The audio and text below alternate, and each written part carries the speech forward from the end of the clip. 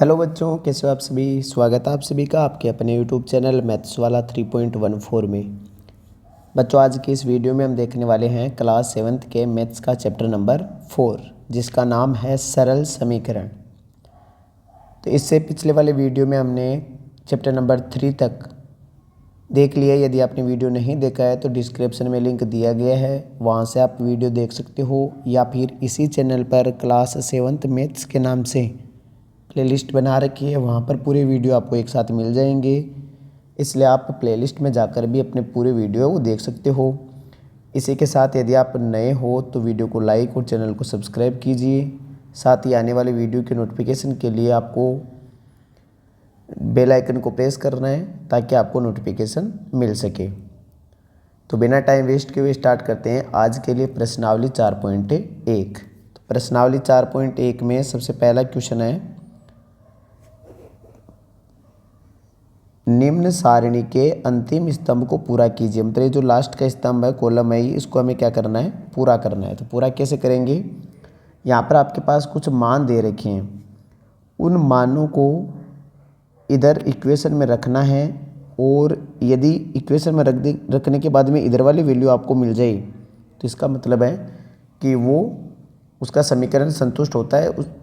यदि बराबर नहीं प्राप्त हो तो लिख देंगे नहीं प्राप्त होता है। तो यहाँ पर एक तरफ तो क्रमांक संख्या दी हुई है, एक तरफ समीकरण दिया हुआ है, एक तरफ चर का मान दिया हुआ है।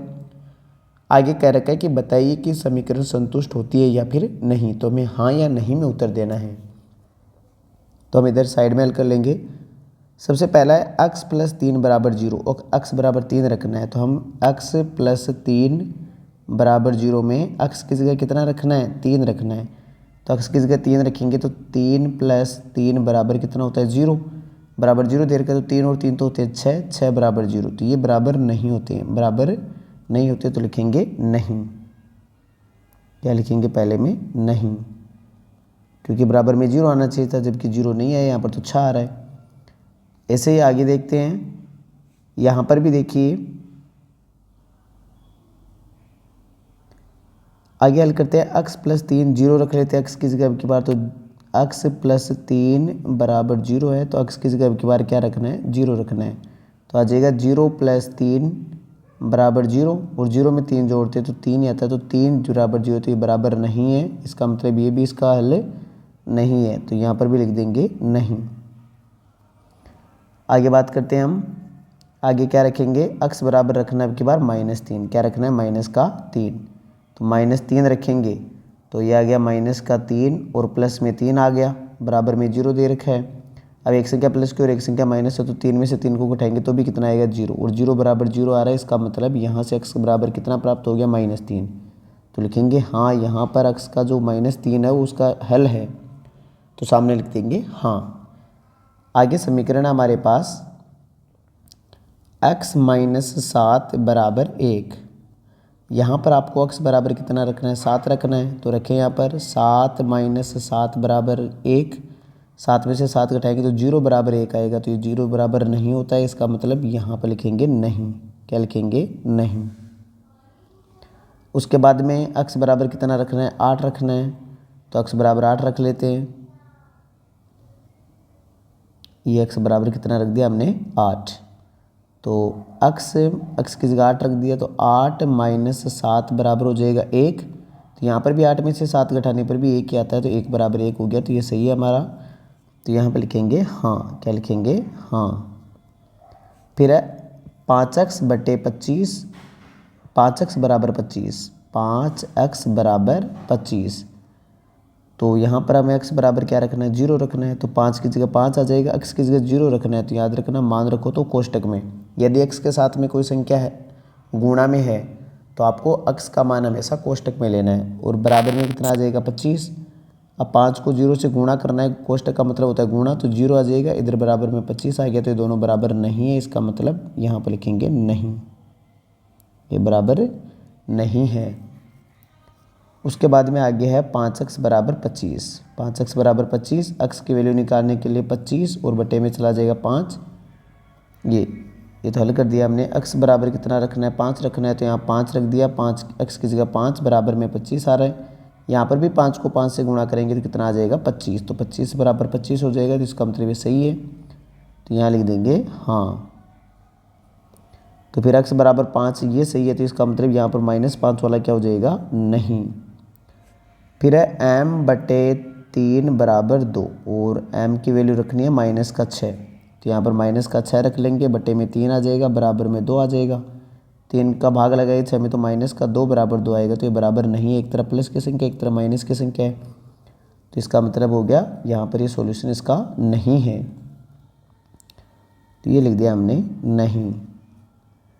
अब है वापस m/3 बराबर 2, अब की बार m का मान 0 रखना है, तो 0/3 बराबर 2 हो जाएगा, और 0 में किसी भी संख्या का भाग लगाते हैं हमेशा 0 आता है, तो 0 और 2 बराबर नहीं है, इसका मतलब यहाँ पर लिखेंगे नहीं। अब लास्ट दे रखा है m/3 बराबर 2, m की जगह 6 रखना है, तो 6/3 बराबर 2 आ रहा है, तो 6 में 3 का भाग, ये 6 में 3 का भाग लगाएंगे तो 2 आएगा, उधर भी 2 आ रहा है, तो इसका मतलब ये सही है, तो लिखेंगे हाँ, यहाँ दिया हुआ मान इस समीकरण को संतुष्ट करता है। तो ये तो हो गए दिए हुए मान को समीकरण में रखने के बाद भी यदि इक्वल आ रही है वैल्यू, तब तो वो संतुष्ट करेगा समीकरण को, अन्यथा नहीं करेगा। तो यहाँ से पहला प्रश्न हमारा कंप्लीट हो चुका है। आगे है कि जांच कीजिए कि कोष्टक में दिए हुए मान दिए गए संगत समीकरण के हल है या नहीं। आपको आगे जो कोष्टक में वैल्यू दे रखी है उसको उठा के समीकरण में रखना है। यदि कोष्टक यदि बराबर के सेकंड साइड, मतलब जिसको बोलते हैं हम RHS साइड, यदि RHS साइड वाला मान आ जाए तब तो सही है, अन्यथा गलत है। तो हम पहले A नंबर कर रहे हैं, n+5 बराबर 19। ध्यानपूर्वक देखना करना क्या है। आखिरकार हमें जो भी कोष्टक में वैल्यू दे रखी है उसको समीकरण में रखना है। तो यहाँ पर दे रखी है n बराबर 1 दे रखा है, कितना दे रखा है 1, आपको 1 उठा के रखना है, तो ये रख दिया हमने 1+5 और बराबर में कितना दे रखा है 19। अब 5 और 1 होता है 6, 6 बराबर 19 दे रखा है, तो इसका मतलब ये तो 6 और 19 कब से बराबर होने लगे, तो बराबर नहीं है, तो लिखेंगे हम संगत समीकरण का हल नहीं है। क्या लिखेंगे, n बराबर 1 संगत समीकरण का हल नहीं है। n बराबर 1 संगत समीकरण का हल नहीं है। ये हो गया A नंबर। अब बात करते हैं B नंबर की। B नंबर है 7n+5 और बराबर में कितना दे रखा है 19। यहाँ पर हमें n का मान कितना रखना है, n का मान रखना है हमें -2, तो ये हो जाएगा 7, n की जगह रख दिया हमने -2, प्लस में आ जाएगा 5 और बराबर में कितना आ जाएगा 19। 7 को 2 से गुणा करेंगे तो -14 आएगा, प्लस में 5 आएगा, बराबर में 19 आएगा। अब माइनस की एक संख्या माइनस की और एक संख्या प्लस की हो तो हमेशा घटाते हैं, तो यहाँ से घटाने के बाद में माइनस का कितना मिलेगा 9 और बराबर में दे रखा है 19। तो 9 और 19 बराबर नहीं होते, इसका मतलब ये भी संगत समीकरण का हल नहीं है। तो लिखेंगे n बराबर -2 संगत समीकरण का हल नहीं है। आगे बात करते हैं C नंबर पर।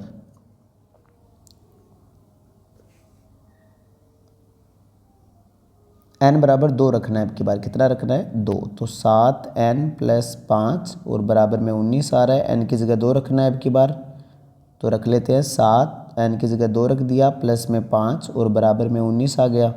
7 को 2 से गुणा किया तो 14, 14 + 5 कितने हो गए 19। 14 और 5 इधर भी कितने होते हैं 19, ये तो बराबर में भी 19 दे रखे, इसका मतलब यहाँ पर जो n बराबर 2 है वो संगत समीकरण का हल है।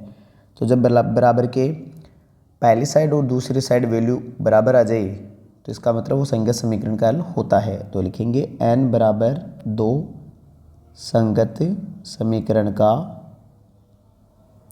हल है, संगत समीकरण का हल है। तो ये हो गया इसका A, B और C। अब बात करते हैं हम D नंबर की।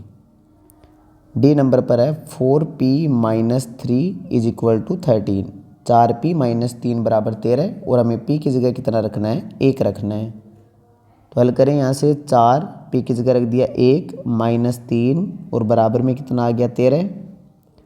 4 को 1 से गुणा करेंगे तो 4 - 3 हो जाएगा और बराबर में 13 दे रखा है। 4 में से 3 को उठाएंगे तो 1 आ जाएगा, उधर बराबर में कितना दे रखा है 13। इसका मतलब दोनों बराबर नहीं है, तो लिखेंगे संगत समीकरण का हल नहीं है। तो लिखेंगे P बराबर एक संगत समीकरण का हल नहीं है। इसके बाद में बात करते हैं ई नंबर की। ई नंबर पर आ गया 4p - 3 = 13 और यहाँ पर p की वैल्यू माइनस का 4 रखना है। तो 4 की जगह 4 आ गया, p की जगह रख दिया हमने -4, फिर आ जाएगा -3 और फिर आ जाएगा बराबर में 13। 4 को -4 से गुणा करेंगे तो -16 और -3 बराबर में 13 आ गया। माइनस माइनस की संख्या जुड़ तो जाती है लेकिन सिंबल माइनस का रहता है, तो -16 और -3 मिलकर हो जाएगा -19 और बराबर में 13 आ रहा है। तो ये बराबर नहीं है, तो यहाँ पर लिखेंगे ये भी संगत समीकरण का हल नहीं है। यहाँ पर पूरा लिख लेना आप। इसके बाद में बात करते हैं F नंबर पर। तो 4p - 3 = 13 आ रहा है और हमें यहाँ पर p की वैल्यू कितने रखना है, 0। और यहाँ पर p की वैल्यू कितनी रखनी है, p की वैल्यू रखनी है हमें 0। तो रख लेते हैं 4 कोष्टक में आ जाएगा 0 -3 = 13। तो 4 को 0 से गुणा करेंगे तो 0 -3 और बराबर में आ जाएगा 13। 0 में से 3 को घटाएंगे तो भी -3 आएगा और बराबर में 13 आ गया। तो ये भी यहाँ पर बराबर नहीं है, तो लिखेंगे ये भी संगत समीकरण का संगत हल नहीं है। क्या लिखेंगे, नहीं है। तो ये था हमारा प्रश्न संख्या 2। अब आगे है प्रयत्न और भूल विधि से निम्न समीकरण को हल कीजिए। तो प्रयत्न और भूल विधि चलती थी पहले। किस प्रकार चलती थी, पहले हमें p की वैल्यू 0 रखनी पड़ती थी, फिर p की वैल्यू 1 रखनी पड़ती थी, फिर 2 रखनी पड़ती थी, 3 रखनी पड़ती थी। जब इधर वाला मान और इधर वाला मान बराबर आ जाए तब जाके वो उसका क्या होता, हल होता। तो मैं एक प्रश्न आपको करके बता देता हूँ, ये लंबी प्रोसेस है। सबसे पहले लिखेंगे हम p बराबर 1 रखने पर, क्या रखने पर, 1 रखने पर। इसको बोलते हैं प्रयत्न और भूल विधि। तो रखेंगे 5, p की जगह रख दिया हमने 1 और प्लस में 2 आ गया, बराबर कितना हो जाएगा, 17। तो 5 और 1 कितना हो गया, ये 5 को 1 से गुणा करेंगे तो 5 + 2 बराबर कितना आ गया, 17। 5 और 2 होते कितने, 9, 7 और बराबर में आ गया 17। तो ये भी गलत है। इसके बाद में हमें रखना है p बराबर कितना, 2 रखना है। तो p का मान 2 रखेंगे तो 5 कोष्टक में आ जाएगा 2 और प्लस में आ जाएगा 2 बराबर 17। तो 5 दूनी 10, 10 और 2 हो गए कितने, 12। तो 12 बराबर 17 आ रहा है, तो ये भी गलत हो गया। अब p की वैल्यू कितना रख रहे हैं हम, 3 रखने हैं। तो p की वैल्यू 5 कोष्टक में आ जाएगा 3 और प्लस में 2 बराबर में 17। तो 5 को 3 से गुणा करेंगे तो आ जाएगा 15 + 2 और बराबर में 17 दे रखा है।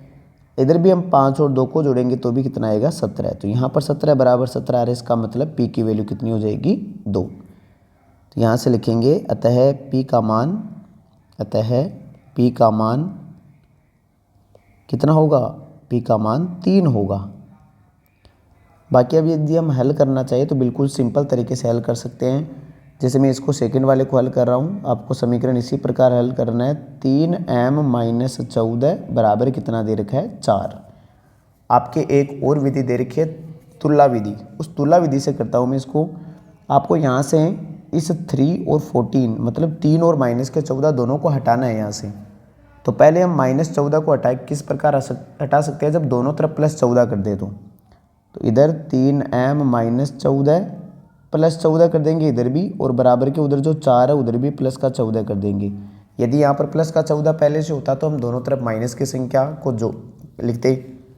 तो यहाँ पर अब 14 से 14 क्या हो गया है, कट गया है। तो यहाँ पर आंसर आ जाएगा हमारे पास 3m बराबर 14 और 4 कितने हो गए, 18।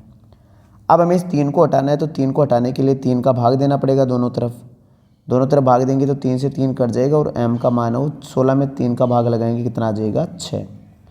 इसको बोलते हैं तुलना विधि। अभी इसके क्वेश्चन और भी आएंगे, उनको हम आसानी से हल करेंगे। फिर आगे बात करते हैं हम प्रश्न संख्या 4 की। निम्न कथनों के लिए समीकरण दीजिए। निम्न कथनों के क्या देना है हमें, समीकरण। आगे प्रश्नावली बड़ी है, एक बार हम प्रश्न संख्या 4 को कर लेते हैं। निम्न कथनों के लिए समीकरण दीजिए। तो यहाँ पर हम समीकरण लिख लेते हैं। सबसे पहले फर्स्ट नंबर, यहाँ पर कह रहा है कि संख्याओं अक्स और 4 का योग 9 है। संख्याओं अक्स और 4 का योग करने पर कितना प्राप्त हो रहा है? 9 प्राप्त हो रहा है। तो जो संख्या प्राप्त हो रही है उसको बराबर में लिखना आपको। तो पहले का समीकरण हो जाएगा। इसके बाद में सेकंड है हमारे पास कि y में से 2 घटाने पर 8 प्राप्त हो रहा है। तो क्या लिखेंगे? y माइनस 2 बराबर 8। उसके बाद में 3 नंबर पर आ गया, a का 10 गुणा 70 है। तो a का 10 गुणे का मतलब होता है 10a। तो 10a बराबर कितना दे रहा है? 70। 4 नंबर पर आ रहा है हमारे पास संख्या b को 5 से गुणा करने पर। तो संख्या b को 5 से गुणा करेंगे तो 5b। संख्या b को 5 से भाग देने पर है, क्या है? संख्या b को 5 से भाग देने पर कितना प्राप्त हो रहा है? 6। उसके बाद में 5 नंबर पर है t का 3/4। 3/4 का मतलब होता है 3/4। तो 3/4 t और बराबर में कितना आ रहा है? 15। फिर 6 नंबर पर है कि m का 7 गुणा और 7 का योग 77 देता है। m का 7 गुणा हो जाएगा 7m और प्लस 7 करने पर आंसर कितना आ जाएगा? 77। फिर 7 नंबर पर है, 7 नंबर पर आ जाएगा हमारे पास एक संख्या अक्स की चौथाई। अक्स का चौथाई का मतलब होता है x/4 और ऋण का मतलब -4 करने पर आंसर कितना प्राप्त हो रहा है? 4 प्राप्त हो रहा है। एक संख्या अक्स की चौथाई ऋण 4 आपको 4 देता है, ठीक है। फिर 8 नंबर पर आ जाएगा हमारे पास यदि आप y के 6 गुने, y के 6 गुने का मतलब हो गया 6y में से 6 को घटाएंगे तो आपको 60 प्राप्त होंगे। तो ये 60 प्राप्त हो गया। इसी प्रकार 9 नंबर पर है यदि आप z के 1/3 में, z का 1/3 का मतलब होता है z/3 में 3 जोड़ते हैं तो आपको 30 प्राप्त होता है। तो यहाँ पर बराबर में कितना आ जाएगा? 30। तो ये क्वेश्चन हो गया हमारा कौन सा? Question number 4। आगे क्वेश्चन नंबर 5 पर निम्न समीकरणों को सामान्य कथनों के रूप में लिखना है। किस रूप में लिखना है? कथनों के रूप में। तो यहाँ पर हम कथन के रूप में लिख लेते हैं इनको। सबसे पहला है यहाँ पर कथन कैसे बनाएंगे? जैसे अभी कथन से समीकरण बनाया था वैसे हमें समीकरण से क्या बनाना है? कथन बनाना है। यहाँ पर लिखा हुआ है p + 4 = 15। तो क्या लिखेंगे हम? p में 4 जोड़ने पर 15 प्राप्त होता है। क्या लिखेंगे? p में 4 जोड़ने पर 15 प्राप्त होता है। 15 प्राप्त होता है। p में 4 जोड़ने पर 15 प्राप्त होता है। ये हो गया फर्स्ट का। इसके बाद में सेकंड है कि m में से 7 घटाने पर, m में से m-7 है तो इसका मतलब माइनस है। तो m में से 7 घटाने पर 3 प्राप्त होता है। ये लाइन हम बार बार नहीं लिखेंगे इसलिए डॉट डॉट लिख दिया। फिर आगे 3 नंबर पर है 2m = 7। तो m का 2 गुना 7 देता है। m का 2 गुना 7 देता है। या m को 2 से गुणा करने पर 7 प्राप्त होता है, एक ही बात है। इसके बाद में 4 नंबर पर है m में 5 का भाग देने पर 3 प्राप्त होता है। m में 5 का भाग देने पर 3 प्राप्त होता है। तो 3 प्राप्त होता है। या आगे आप डॉट डॉट लिख सकते हो इसको।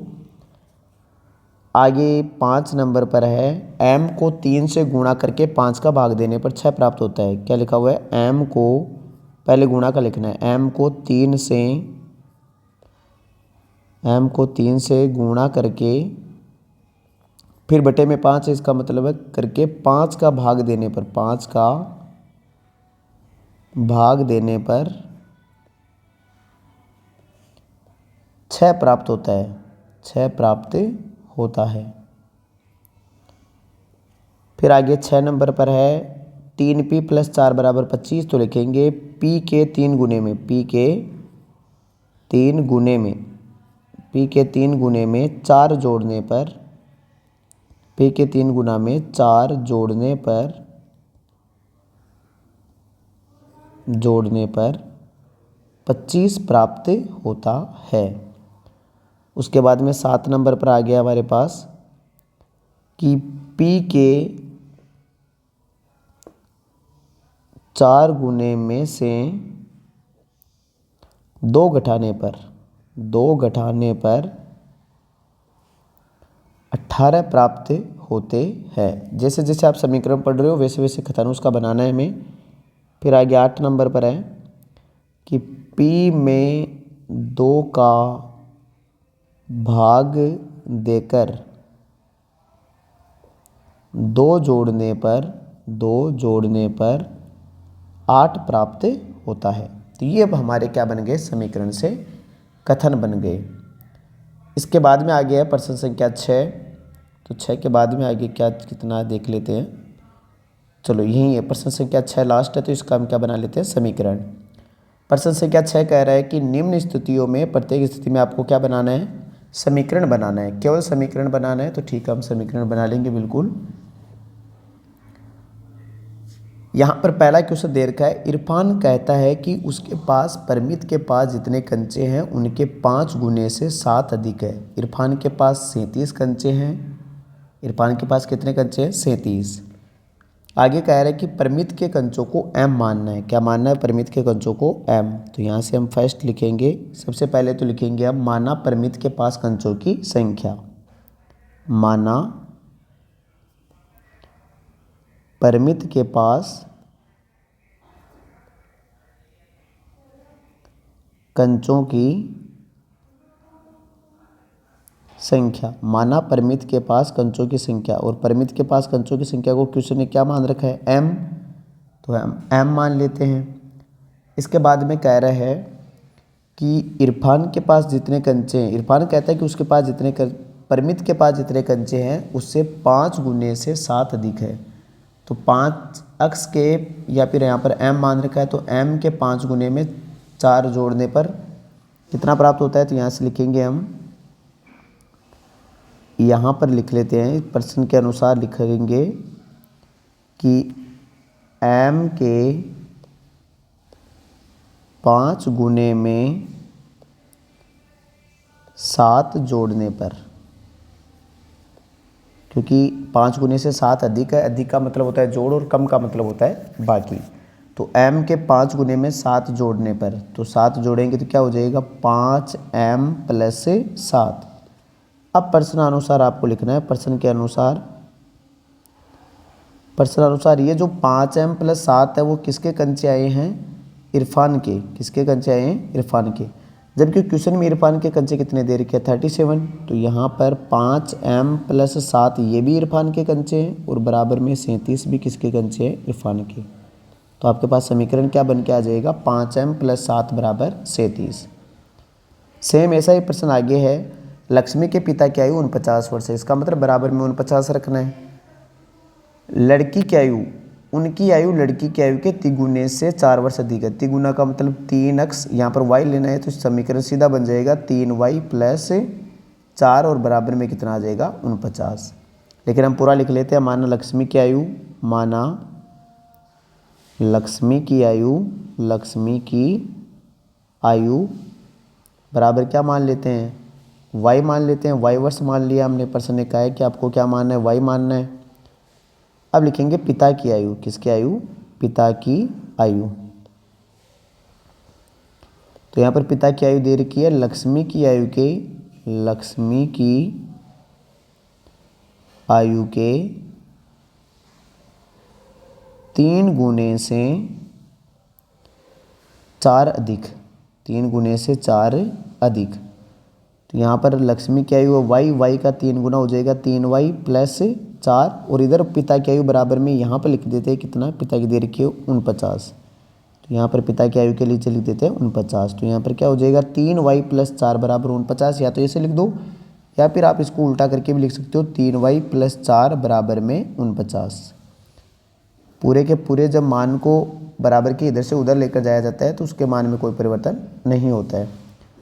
इसके बाद में 3 नंबर पर है हमारे पास, कि अध्यापिका बताती है कि उनकी कक्षा में एक विद्यार्थी द्वारा प्राप्त किए गए न्यूनतम अंक का 2 गुना धन 7 है। 2 गुना का मतलब 2 से गुणा करके उसमें 7 जोड़े उतने के बराबर है। आपको अधिकतम अंक दे रखे हैं 87, इसका मतलब बराबर में 87 रखना है। न्यूनतम अंक दे रखे हैं L, तो माना न्यूनतम अंकों की संख्या, माना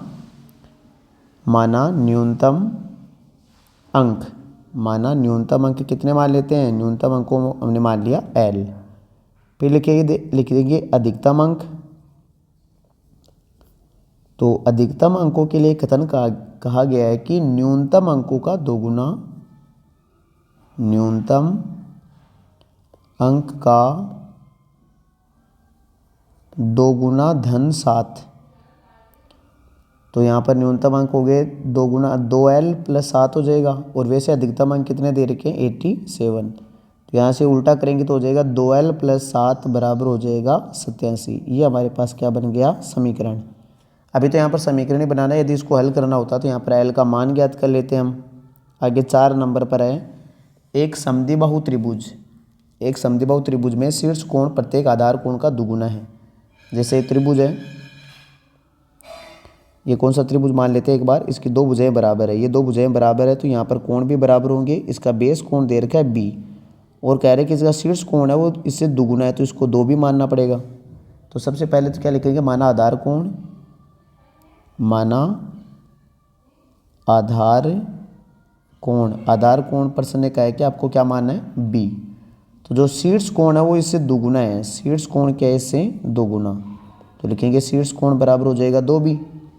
अब त्रिभुज के तीनों कोणों का योग होता है 180, तो लिखेंगे त्रिभुज के तीनों कोणों का योग, और त्रिभुज के तीनों कोणों का आप योग सभी जानते हो आप कितना होता है 180 डिग्री।